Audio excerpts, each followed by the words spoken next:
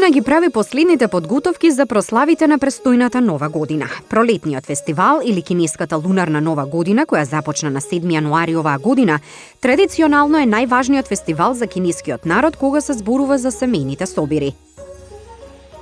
Семејства од цела земја се собираат за да ја прослават годината на зајакот. На нивните трпези, рачно изработена традиционална храна се послужува како џиози, светски познатите кнедли, риба, символ за просперитет, пилешко месо, символ на среќа и шунка за да ја символизираат вредноста на семејството. Галата на пролетниот фестивал, чиј домаќин е China Media Group, познат како Чун Ван на кинески јазик, стана суштински дел од кинеската лунарна Нова година од 1983 година. Со децении била ритуал за кинеските семејства како дома, така и во странство. Обично се гледа на телевизијата како мешавина на изведби, од пеење, танцување, разговори, акробации до магични емисии. Признаено од Гинисовата книга на рекорди како најгледана ТВ програма во светот од своето деби.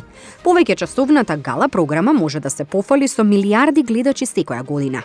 Точно во 20 часот на лунарната новогодишна ноќ во практично секое кинеско домаќинство, со храна на трпезата комбинирана со песни, танц, опера и екстраваганција, базирана на народни уметности, собрани пред телевизорот е вообичаен ритуал за вовед во новата година денес во Кина.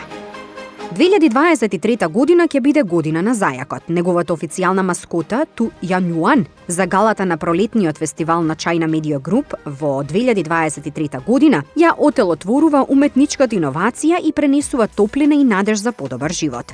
Целокупната слика се заснова на карактеристиките на кинескиот бел зајак и го вклучува естетскиот стил на гонгби, внимателна, реалистична техника во кинеското сликарство, а потоа довршена со помош на 3D технологија за моделирање. Визуелното лого на прославата на пролетниот фестивал ја прикажува маскотата како скока нагоре, изразувајќи ја надежта за престојната година.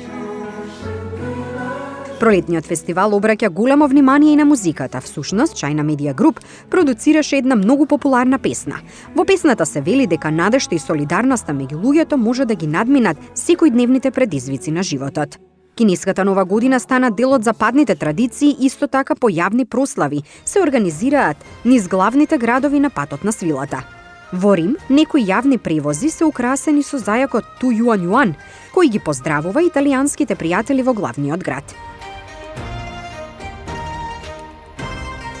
Пролетниот фестивал значи поставена трпеза, насмевки од членовите на семејството, огномет на ноќното небо и чувство на носталгија за 50 милиони кинези во странство и вклучува спомени од старите добри времиња и најубави желби за годината што доаѓа.